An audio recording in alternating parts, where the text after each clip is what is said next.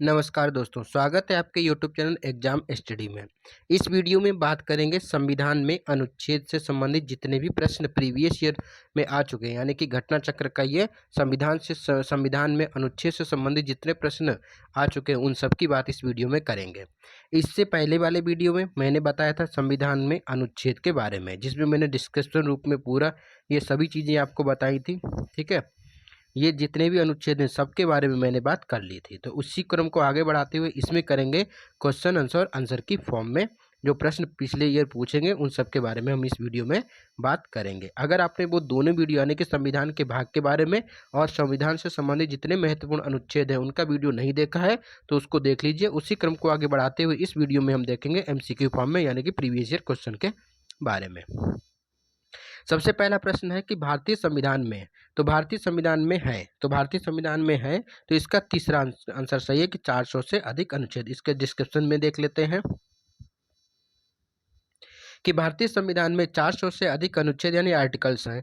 गणना की दृष्टि से वर्तमान में इनकी संख्या लगभग 465 पहुंच गई है, परंतु क्रमांक की दृष्टि से अभी भी 395 अनुच्छेद है तथा सभी नए अनुच्छेदों को मूल अनुच्छेदों के साथ का खा गा आदि लगाकर जोड़ा गया है।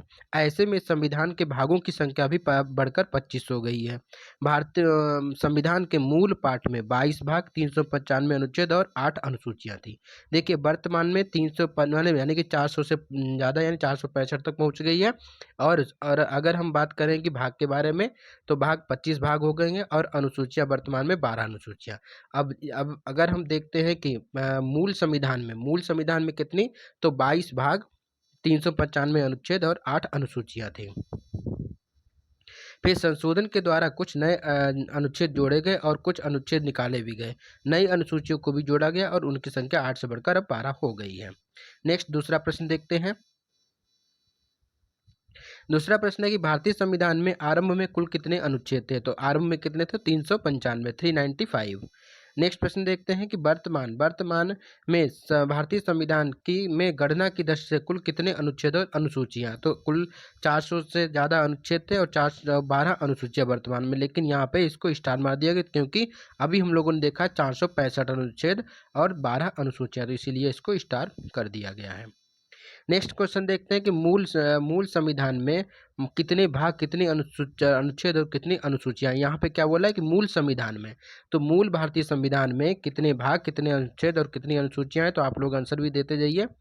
ठीक है, तो इसमें मूल संविधान की बात कर रहा है तो मूल संविधान में कितने हैं, तो 22 भाग, 395 अनुच्छेद और 8 अनुसूचियां। अगर हम बात करें वर्तमान में तो वर्तमान में 25 भाग और 465 अनुच्छेद और 12 अनुसूचियां। ठीक है, नेक्स्ट प्रश्न देखते हैं कि भारतीय संविधान में शामिल है, तो भारतीय संविधान में क्या शामिल है, 395 अनुच्छेद, 22 भाग और 12 सूचियां या अनुसूचियां। ठीक है,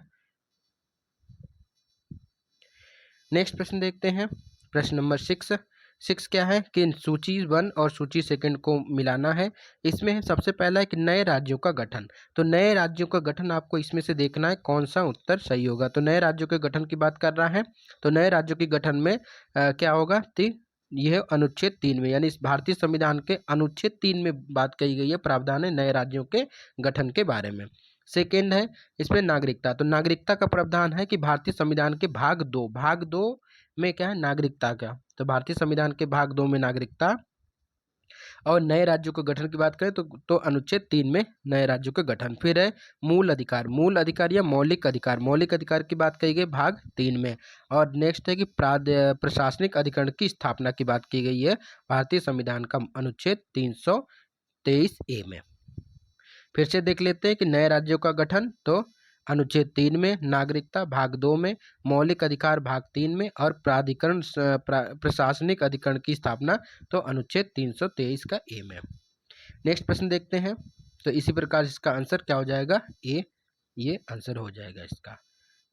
वही चीज यहाँ पे दे रखी है, नए राज्य का गठन तो अनुच्छेद 3, भाग नागरिकता भाग 2, मौलिक अधिकार तो भाग 3 और प्रशासनिक अधिकरण की स्थापना तो अनुच्छेद 323 का ए। नेक्स्ट है कि राष्ट्रपति के सिफारिश के बगैर कोई विधेयक जो कर लगाता है विधायिका में नहीं रखा जा सकता। ये प्रावधान भारत के संविधान के किस अनुच्छेद के अंतर्गत आता है? तो ये आता है अनुच्छेद 117 के अंतर्गत। क्या प्रश्न क्या था कि राष्ट्रपति की सिफारिश के बगैर कोई विधेयक जो कर लगाता है, ठीक है, कोई विधेयक है उसमें कर या टैक्स या कर लगाता है तो वो विधायिका में नहीं रखा जा सकता। ये प्रावधान किस में है?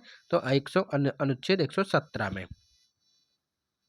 अनुच्छेद 117 में प्रावधान है कि अनुच्छेद 110 का एक का उपखंड का से चा तक के उल्लेखित कर संबंधी प्रावधान है। तो अनुच्छेद 117 में के प्रावधान में अनुच्छेद 110 के खंड का से लेकर चा तक कुछ संबंधित कर या टैक्स की बात की गई है और इसमें कर अधिरोपण करने वाला विधेयक जो कि संविधान संशोधन राष्ट्रपति की सिफारिश से ही पूरा स्थापित या प्रस्तावित किया जाएगा, अन्यथा नहीं। ऐसा उपबंध करने वाला विधेयक राज्यसभा में पुनः स्थापित नहीं किया जाएगा। विशेषकर इसको ध्यान रखना है। नेक्स्ट प्रश्न है कि वित्त विधेयक के बारे में विशेष उपबंध किस अनुच्छेद के अंतर्गत किया गया है? तो वित्त विधेयक अभी हम लोगों ने देखा है, तो किसमें? तो अनुच्छेद 117 में। अब देख लेते हैं कि अनुच्छेद 119 में क्या है, 21 में क्या है, 123 में क्या है। सबसे पहले कि संविधान के अनुच्छेद 117 में वित्त विधेयक के बारे में विशेष उपबंध किया गया है, जबकि अनुच्छेद 119 में संसद में वित्तीय कार्य संबंधी प्रक्रिया की विधि विनियमन की बात कही गई। तो अनुच्छेद 119 में संसद में वित्तीय कार्य संबंधी प्रक्रिया की विधि द्वारा विनियमन की बात कही गई है। तो वहीं अनुच्छेद 121 के तहत उच्चतम न्यायालय या उच्च न्यायालय के किसी न्यायाधीश द्वारा कर्तव्य के निर्वहन में किए गए किसी आचरण के संबंध में संसद में चर्चा पर निर्बंधन किया गया है। उसके बाद है कि अनुच्छेद 123। तो अनुच्छेद 123 जो कि संसद के विश्रांति काल में अध्यादेश प्रख्यापित करने की राष्ट्रपति की शक्ति का उल्लेख है। तो 123 में क्या है? तो 123 में आपातकाल की स्थिति में जो राष्ट्रपति जो है अध्यादेश जारी करता है, तो वो है 123 में। नेक्स्ट प्रश्न देखते हैं। नेक्स्ट प्रश्न है कि भारतीय संविधान के किस अनुच्छेद के अंतर्गत अखिल भारतीय सेवाओं का प्रावधान किया गया है? तो भारतीय संविधान के किस अनुच्छेद के अंतर्गत अखिल भारतीय सेवाएं हैं? तो अनुच्छेद 312 में। डिस्क्रिप्शन देख लेते हैं। भारतीय संविधान के अनुच्छेद 312 के तहत अखिल भारतीय सेवाओं का प्रावधान किया गया है। इस अनुच्छेद के अनुसार यदि राज्यसभा ने उपस्थित मत देने वाले सदस्यों के कम से कम 2/3 बहुमत से समर्थित संकल्प से ये घोषित किया है कि राष्ट्रीय हित में ऐसा करना आवश्यक है, तो संसद विधि द्वारा अखिल भारतीय सेवाओं के सृजन हेतु उपबंध कर सकती है। नेक्स्ट है कि निम्नलिखित में से कौन सा जोड़ ये सुमिलित निम्नलिखित में से कौन सी जोड़ी सुमिलित है बताना है। तो इसमें से बी ऑप्शन आपका सही होगा, क्योंकि भारत का निर्वाचन आयोग 324 में प्रावधान किया गया भारत का निर्वाचन आयोग के बारे में। इसका डिस्क्रिप्शन देख लेते हैं। डिस्कशन यह है कि भारतीय संविधान के अनुच्छेद 324 निर्वाचन के गठन का प्रावधान करता है। फिर निर्वाचन आयोग का गठन मुख्य निर्वाचन आयुक्त तथा ऐसे अन्य निर्वाचन आयुक्तों से किया जाता है जिनकी संख्या समय समय पर राष्ट्रपति द्वारा तय की जाती है। किसके द्वारा? तो राष्ट्रपति तय करता है। ये चीज़ विशेषकर याद रखना कि जो निर्वाचन आयोग के गठन में निर्वाचन आयुक्त होते हैं और अन्य निर्वाचन आयुक्तों की से किया जाता है, और इनकी संख्या जो है समय समय पर कौन? तो राष्ट्रपति द्वारा निर्धारित की जाती है या नियत की जाती है। फिर अनुच्छेद 124 में सर्वोच्च न्यायालय के गठन का प्रावधान है। तो वहीं अनुच्छेद 318 में लोक सेवा आयोग के सदस्यों और कर्मचारियों की सेवा की शर्तों के बारे में विनियमन करने की शक्ति निहित है। फिर है कि संघ और राज्यों के लिए लोक सेवा आयोग का प्रावधान अनुच्छेद 315 में उल्लिखित है, जबकि अनुच्छेद 332 में राज्यों की विधानसभाओं में अनुसूचित जातियों और अनुसूचित जनजातियों के लिए स्थानों के आरक्षण से संबंधित है। तो वहीं राज्य के महाधिवक्ता की नियुक्ति संबंधी प्रावधान अनुच्छेद 165 में की गई है, और जबकि अनुच्छेद 351 में हिंदी भाषा के विकास से निर्देशित है। नेक्स्ट प्रश्न देखते हैं। निम्नलिखित में से कौन सा सुमिलित नहीं है बताना है। तो अनुच्छेद 39A में क्या है कि समान न्याय और निःशुल्क विधिक सहायता सही है। फिर अनुच्छेद 40 में क्या है? ग्राम पंचायतों का गठन से संगठन से संबंधित है, ये भी सही है। फिर अनुच्छेद 44 क्या है? समान नागरिक संहिता, तो ये भी सही है। फिर है अनुच्छेद 48 में गलत है, तो ये गलत हो गया क्योंकि अनुच्छेद 50 में न्यायपालिका और कार्यपालिका के पृथक्करण की बात कही गई है। एक बार फिर से देख लो कि अनुच्छेद अनुच्छेद 39 में क्या है, तो समान न्याय, निःशुल्क विधिक सहायता। अनुच्छेद 40 में ग्राम पंचायतों के संगठन। फिर अनुच्छेद 44 में समान नागरिक संहिता, ठीक है, संहिता। और अनुच्छेद 48 नहीं, अनुच्छेद 50 में न्यायपालिका और कार्यपालिका से पृथक्करण की बात कही गई है। इसका डिस्क्रिप्शन देख लेते हैं कि भारतीय संविधान में नीति के निदेशक तत्व, नीति निदेशक तत्व के तहत के समान न्याय और निःशुल्क विधिक सहायता अनुच्छेद 39A में, ग्राम पंचायतों का संगठन 40 में, समान नागरिक संहिता 44 में। तो ये सभी क्या है, ये सभी नीति निदेशक तत्व में ही आते हैं, जबकि कार्यपालिका से न्यायपालिका का पृथक्करण का 48 में नहीं बल्कि 50 में है। ठीक है, 48 में क्या है, तो 48 में कृषि एवं पशुपालन का के संगठन से संबंधित है। तो 48 में कृषि एवं पशुपालन से संबंधित है। नेक्स्ट देखते हैं कि निम्नलिखित में से सूची फर्स्ट और सूची सेकंड करना है, तो कौन सा अनुच्छेद किसके विषय में बताता है। तो सबसे पहले है क्या कि अनुच्छेद 124। तो अनुच्छेद 124 में क्या है, तो यह संघीय न्यायपालिका की बात कही गई है। अनुच्छेद 5 संबंधित किससे है, तो ये नागरिकता से संबंधित है। अनुच्छेद 352 क्या है, तो ये आपातकाल यानी आकस्मिक प्रावधान से संबंधित है। तो वहीं अनुच्छेद 245 है, तो ये विधायी शक्तियों का वितरण से संबंधित। तो इसका कथन 1 2 3 4 यानी कि पहला ही सही हो जाएगा। डिस्क्रिप्शन देखते हैं कि अनुच्छेद 5 भारतीय संविधान के प्रारंभ में प्रारंभ के समय नागरिकता यानी अनुच्छेद 5 संविधान के प्रारंभ के समय नागरिकता का प्रावधान करता है। तो वहीं अनुच्छेद 124 में उच्चतम न्यायालय की स्थापना और गठन का प्रावधान है 124 में। अनुच्छेद 245 में संसद द्वारा और राज्य विधानमंडलों द्वारा बनाई गई विधियों का विस्तार से संबंधित है। इसको विधायी शक्तियों का वितरण भी कहते हैं, किसमें, तो 245 में। तो वहीं अनुच्छेद 352 में आपात का घोषणा यानी आपातकालीन प्रावधान है। ज्ञातव्य है कि प्रश्न के हिंदी संस्करण में आकस्मिक प्रावधान लिखा है, तो गलत था, तो ये सब छोड़ दो। इसके स्थान पर आपातकाल होना चाहिए था। अंग्रेजी में इमरजेंसी सही अनुवाद। देखिए ऐसे प्रश्न जितने भी अगर कंट्रोवर्सी होती है प्रश्न में, तो हमेशा इंग्लिश का आप देख लीजिए, क्योंकि इंग्लिश का ही माना जाता है। ठीक है, तो इंग्लिश का ही वहाँ लिखा होता है कि अगर किसी प्रश्न में कोई त्रुटि है तो हिंदी का मान्य होगा बल्कि इंग्लिश मान्य होगा। ठीक है, इंग्लिश का आप लोग देख लेते, तो इसीलिए यहाँ पे इमरजेंसी दे दिया था, वहाँ पे दे दिया था क्या, तो आकस्मिक प्रावधान। तो ये कंफ्यूजन कर सकता था, तो इसीलिए इमरजेंसी सही मान के कर दिया था। ठीक है, नेक्स्ट प्रश्न देखते हैं सूची 1 सूची सेकंड को मन करना है। तो अनुच्छेद 14 किससे संबंधित है, ये आपको देखा था, समानता का अधिकार। ठीक है, तो अनुच्छेद 14 में क्या है, समानता का अधिकार है प्रावधान। अनुच्छेद 36 किससे संबंधित है, तो आपके ये अनुच्छेद 36 क्या है, तो नीति के निदेशक तत्व से संबंधित हो गया, नीति के निदेशक तत्व। अनुच्छेद 74 में मंत्रिपरिषद की बात, अनुच्छेद 368 में संशोधन प्रक्रिया की बात कही गई है।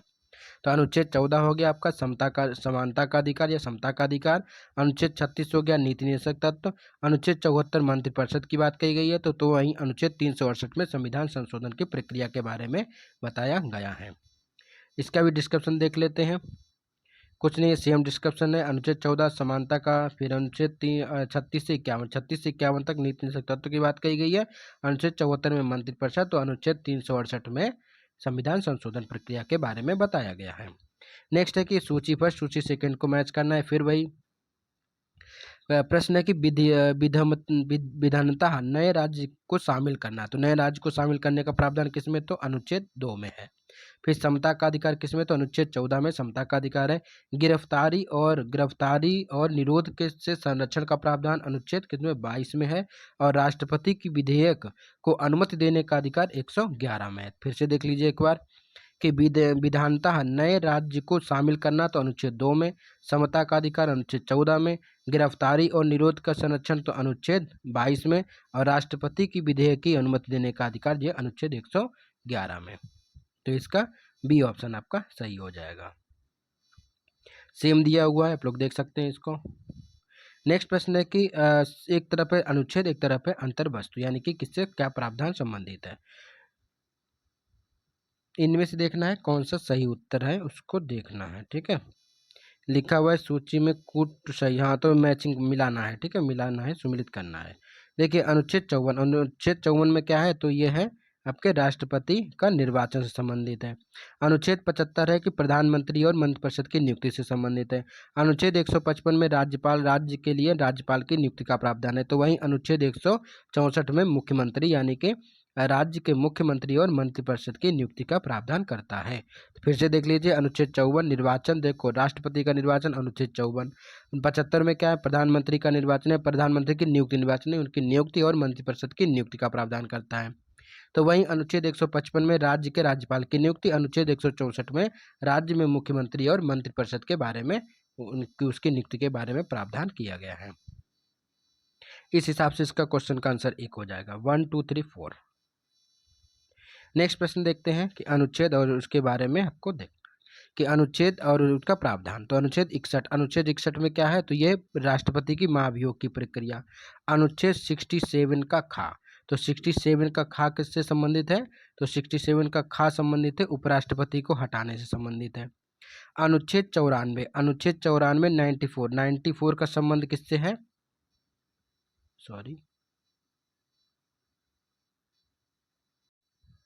एक मिनट फिर से देख लेते हैं कि अनुच्छेद 61 क्या है, तो महाभियोग की प्रक्रिया है। अनुच्छेद 67 क्या है, तो उपराष्ट्रपति को हटाना है।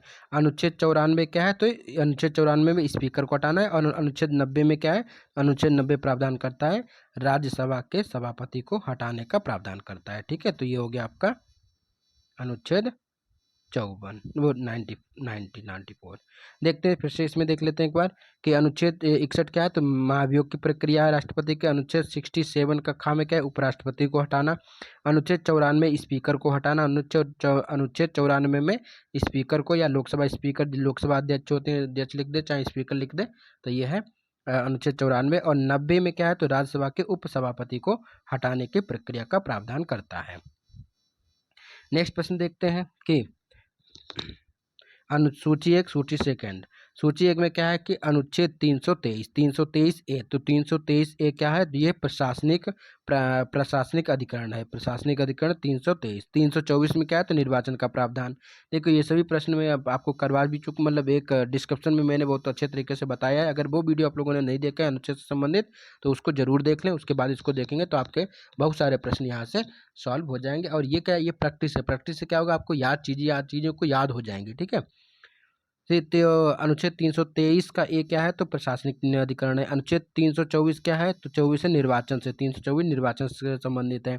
अनुच्छेद 330 क्या है, तो 330 में है कि लोकसभा के लिए अनुसूचित जाति और अनुसूचित जनजाति के सदस्यों का आरक्षण का प्रावधान करता है। तो वहीं 330 अनुच्छेद 320 में क्या है, तो लोक सेवा के आयोग के कार्य का प्रावधान करता है। ठीक है, तो इसीलिए इसका आंसर आपका सी हो जाएगा। 2 1 4 3 देख लेते हैं।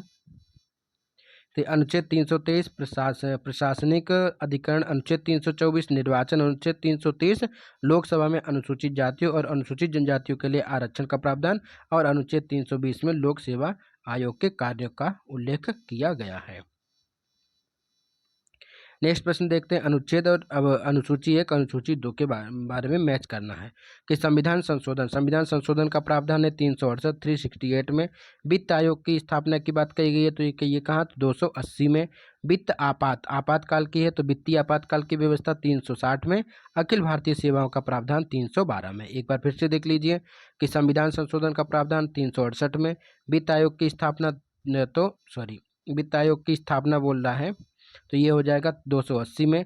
वित्तीय आपातकाल या वित्तीय आपात 360 में। और भारतीय सेवाओं का प्रावधान जो है 312 में। अखिल भारतीय सेवाओं का प्रावधान 312 में। नेक्स्ट प्रश्न देखते हैं।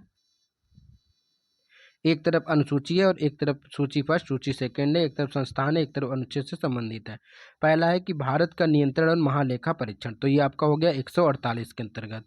ठीक है, तो भारत का नियंत्रण यानी कि इसको बोलते हैं कैग। ठीक है, CAG controller and editor general, controller and editor general. ठीक है, CAG कैग क्या भारत का नियंत्रण है। महालेखा, तो ये हो गया आपका किसमें, अनुच्छेद 148 में प्रावधान है। फिर है वित्त आयोग की स्थापना अनुच्छेद 280। फिर है प्रशासनिक अधिकरण, तो अनुच्छेद 323 में। फिर संघ लोक सेवा आयोग का स्थापना के बारे में 315 में। आपका कथन 1 3 2 4 1 सही हो जाएगा। देखिए, भारत का नियंत्रण माले का परीक्षण 148, वित्त आयोग 280, प्रशासनिक अधिकरण तो 323 का है और संघ लोक सेवा आयोग की स्थापना 315 में की गई है। नेक्स्ट प्रश्न है कि निम्नलिखित में से कौन सा सुमेलित नहीं है? तो अंतर्राज्यीय परिषद 363 सही है, वित्त आयोग 280 सही है, प्रशासनिक न्यायाधिकरण तो 323 ए या का सही है, संघ लोक सेवा आयोग 315 सही है, सभी सही थे इसलिए इस पर स्टार लगा हुआ है। ये सभी प्रश्न के उत्तर सही थे।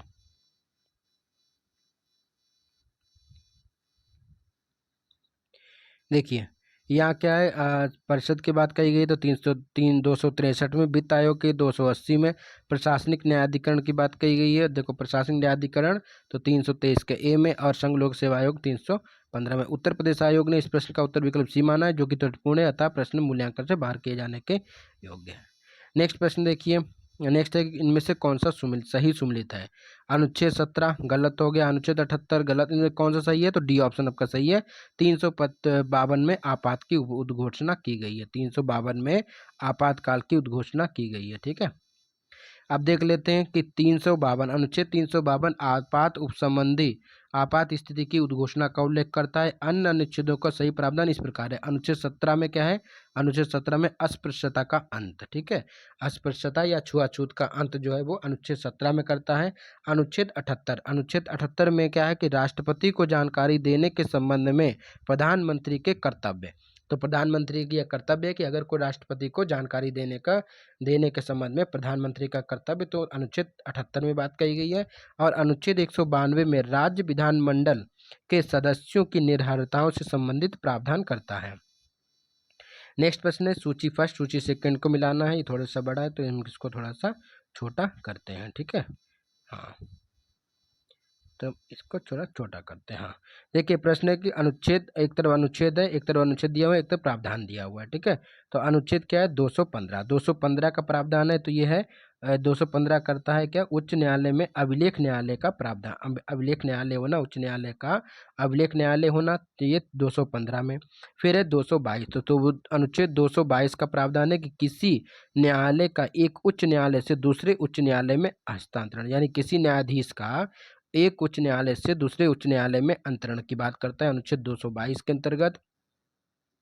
फिर है अनुच्छेद 226, तो 226 के तहत क्या है? तो यह कुछ रीटों को उच्च न्यायालय की शक्ति, कुछ रीट निकालने की उच्च न्यायालय की शक्ति, जबकि अनुच्छेद 227 में कि सभी न्यायालयों के अधीक्षण की शक्ति का प्रावधान करता है। एक बार फिर से देख लेते हैं कि 215 में क्या है? तो यह है कि उच्च न्यायालय में का अभिलेख न्यायालय होना, 215। 222 क्या है? तो किसी न्यायाधीश का एक उच्च न्यायालय से दूसरे उच्च न्यायालय में अंतरण। ठीक है, तो ये हो गया 222 में। 226 में क्या है? तो 226 में कुछ रिट निकालने की उच्च न्यायालय की शक्ति, उच्च न्यायालय की शक्ति रिट जारी करने की, तो ये हो गया 226 में। 227 में कि सभी न्यायालयों के अधीक्षण की शक्ति का प्रावधान किया गया है 227 में। यहाँ भी वही बात दे रखी है जो मैंने अभी बोला, 215 उच्च न्यायालय का अभिलेख न्यायालय, 222 किसी न्यायाधीश को एक उच्च न्यायालय से दूसरे उच्च न्यायालय में स्थानांतरण करना।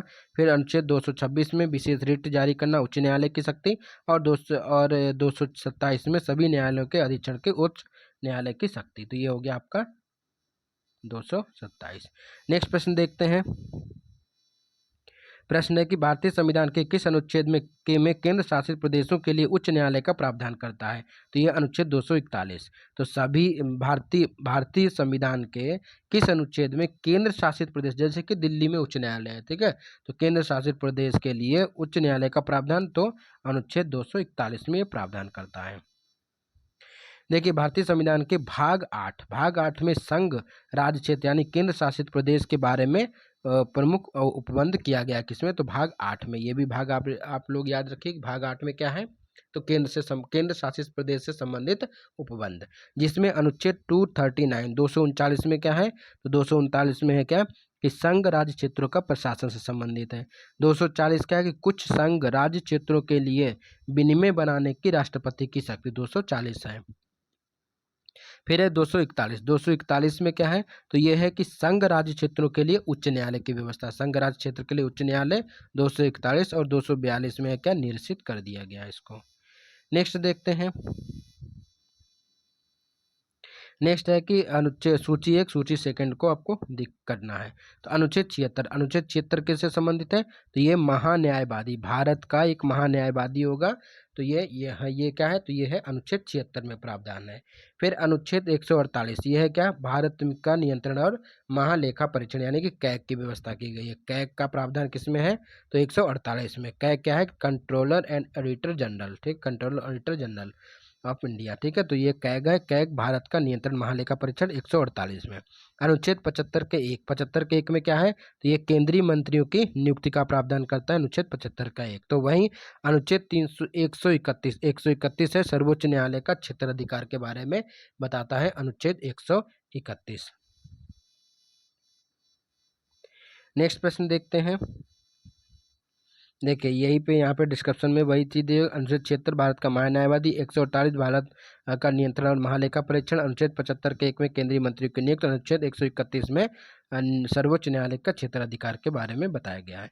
अगर आप ये घटना चक्र को अच्छे से कर लेते हैं तो पॉलिटी का एक भी क्वेश्चन आपका मतलब अनुच्छेद से, आर्टिकल से और कहीं से भी कुछ भी क्वेश्चन आपका छूटेगा नहीं। किसी भी एग्जाम में आप जाएंगे कहीं ना कहीं आपको यहाँ से क्वेश्चन इसी प्रकार से आपको देखने को मिलेंगे, ठीक है, जो कि मैंने आपको पूरे विधिवत तरीके से डिस्क्रिप्शन, उसके बाद ये और इसके बाद में हम देखेंगे तो आपको 1 लाइन यानी कि पॉइंटर की फॉर्म में जो आया है उसको भी एक एक वीडियो में पूरा पॉइंटर भी खत्म करने की कोशिश करेंगे, ठीक है, आगे आने वाले दिनों में। पहले ये डिस्क्रिप्शन फॉर्म में पढ़ लेते हैं, उसके बाद हम पॉइंटर के फॉर्म में भी आपको याद करवाएंगे। चलते हैं नेक्स्ट वीडियो की ओर। नेक्स्ट वीडियो एक सूची 1 सूची सेकंड। देखो इसके साथ में मैं आपको जो है वो हिस्ट्री, आप प्राचीन इतिहास पूरी तरीके से खत्म हो चुका है। आप प्राचीन इतिहास के जितने भी लूसेंट का पूरा लूसेंट खत्म करा चुकी मैम, तो उसको भी आप विधिवत रूप से देख लीजिए, क्योंकि वहाँ से आपको बहुत सारे प्रश्न जो है डायरेक्टली एग्जाम में मिलेंगे, क्योंकि लूसेंट बहुत ही इंपॉर्टेंट है किसी भी एग्जाम के लिए। तो इसीलिए फैक्ट के रूप में बहुत ही जरूरी है कि लूसेंट को पढ़ना। तो लूसेंट में प्राचीन इतिहास हो चुका है। अब देखो मैम मध्यकालीन, उसके बाद उसी क्रम में आधुनिक भी स्टार्ट कर रही हैं, तो आप वो भी वीडियो देखते चलिए। उससे क्या होगा, आपका तैयारी बहुत ही अच्छी रहेगी। और बाद बाकी उसके साथ में प्रैक्टिस सेट भी हो रहे हैं। अभी विशेषकर फोकस किया जा रहा है बिहार दरोगा के एग्जाम के लिए। तो बिहार दरोगा का जो एग्जाम है तो उसके लिए भी फोकस किया जा रहा है। तो इसीलिए अभी आप उस पर ज़्यादा फोकस करिए कि वहाँ पे जितने भी प्रैक्टिस सेट कराए जा रहे हैं वो बहुत ही इंपॉर्टेंट है। आपको वहाँ पे एडिटोरिया का प्रैक्टिस सेट भी कराया जा रहा है, और साथ में आपको प्रीवियस ईयर में किस प्रकार से क्वेश्चन पूछे गए वो भी मैम करा रही हैं, तो उसको भी आप देखते चलिए। देखते हैं प्रश्न की ओर बढ़ते हैं कि 25 नंबर प्रश्न है सूची फर्स्ट सूची सेकंड। तो प्रावधान है और अनुच्छेद से संबंधित है, बताना है आपको। पहला है कि विधि के सम्मुख समानता का अधिकार, तो ये आपका हो गया अनुच्छेद 14, ठीक है, अनुच्छेद 14 विधि के सम्मुख समानता का अनुच्छेद 14 में बात की गई है। फिर है कि क्या कार्य करने का अधिकार, तो कार्य करने का अधिकार किसमें है? तो आपको ये क्वेश्चन में स्टार लगा हुआ है, तो स्टार लगा हुआ है तो हम लोग को कार्य करने का अधिकार तो अनुच्छेद 41 में है। तो कार्य करने का अनुच्छेद 41 में है। विधि के समझ समानता का अनुच्छेद हो गया आपका 14, और कार्य करने का सही मानवीय स्थिति तो ये आपका हो जाएगा 42 में, और बच्चों के लिए मुक्त शिक्षा का अनिवार्य तो ये 45 में। तो ये इसका होना चाहिए ए का तीसरा, बी का चौथा, सी का पहला, और ये बी आंसर होना चाहिए, लेकिन इसमें स्टार क्यों लगा है उसको भी देख लेंगे।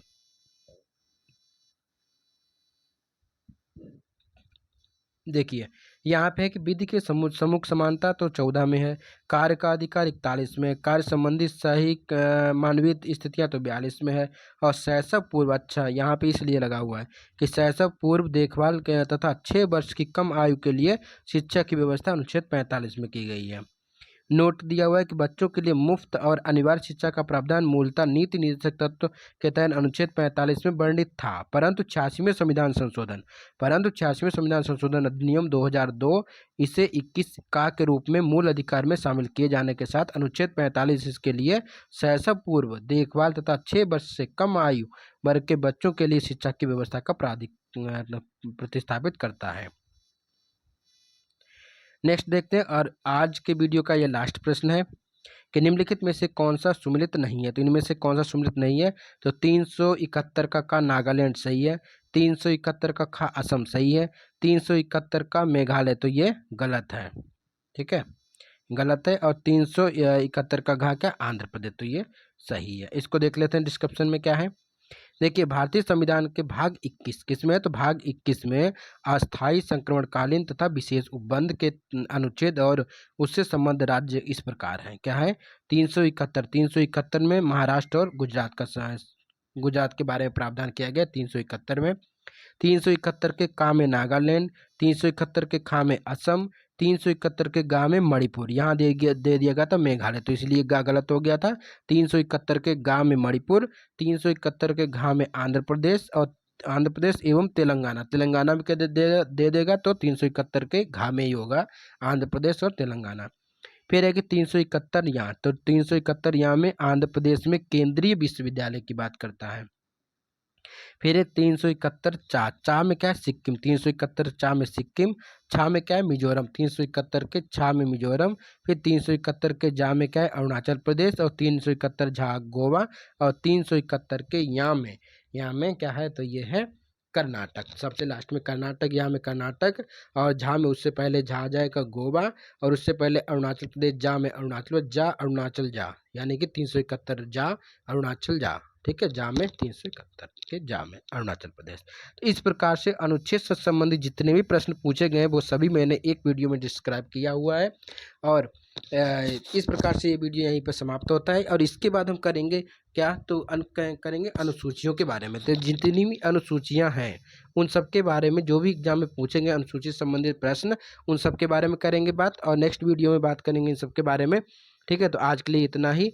और साथ साथ में अगर आप चैनल पर नए हैं तो चैनल को सब्सक्राइब कर लें, क्योंकि आगे आने वाले दिनों में आपके बहुत सारे वीडियो यहाँ से प्राप्त होंगे और आपकी तैयारी अच्छी होगी। साथ साथ में आपको सिलेक्शन भी इन्हीं सब के माध्यम से मिल भी जाएगा। ठीक है, क्योंकि ये वीडियो बहुत ही इंपॉर्टेंट है, क्योंकि ये बुक्स वगैरह बहुत इंपॉर्टेंट है। साथ साथ में हम देखेंगे तो हमारे पास नोट्स भी एनसीईआरटी के फुली, तो हम एनसीईआरटी के नोट्स भी आपको विधिवत रूप से एक अक्षर सा आपको कराएंगे। एक एक प्रश्न जैसे जहाँ से प्रश्न आते हैं हम सबको विधिवत रूप से आप लोगों के लिए ला रहे हैं। ठीक है, तो अगर आप चैनल पर नए हैं तो चैनल को सब्सक्राइब जरूर कर लें, क्योंकि और साथ में बेल आइकन को प्रेस कर लें, जिसकी आगे आने वाले वीडियो जो है उनका नोटिफिकेशन प्राप्त हो सके। साथ में आप लोग और लोगों को भी, अधिक से अधिक लोगों को ये वीडियो शेयर करें, ताकि हम और ज़्यादा वीडियो डाल सकें। ठीक है, मिलते हैं नेक्स्ट वीडियो में, तब तक के लिए नमस्कार, धन्यवाद।